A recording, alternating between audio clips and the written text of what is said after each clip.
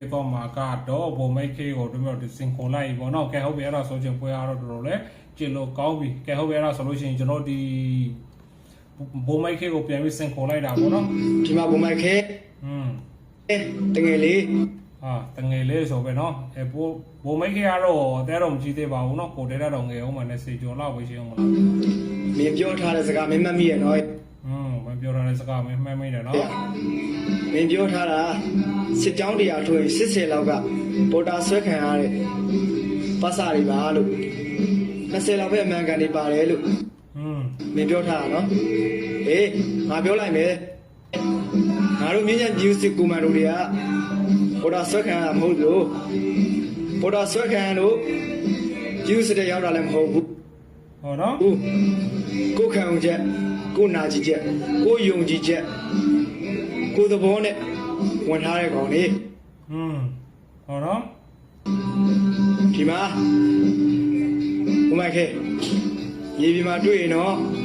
မင်းတို့ဖွေရကောင်လေးလက်နဲ့ချဒီမှာတွေ့လို့ရှိရင်လက်နဲ့ချဖိုင်ခံပေါ်တော့အဲ့လိုမျိုးစင်ခေါ်တာပေါ့ဒါကတော့တက်တက်အလင်းဝင်လက်မြောက်မရဘူးနော်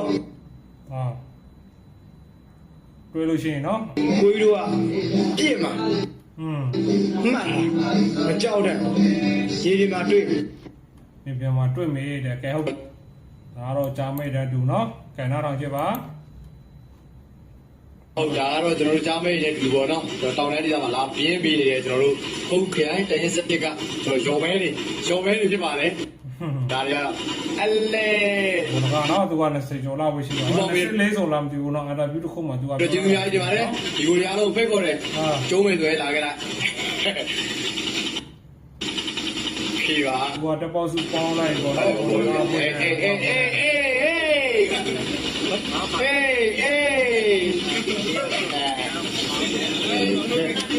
ဘာလို့လဲရုံးမယ်နော်ကျွန်တော်တို့စူပေါင်းမရမယ်စူပေါင်းမှုနဲ့ဒီကျုံးရတယ်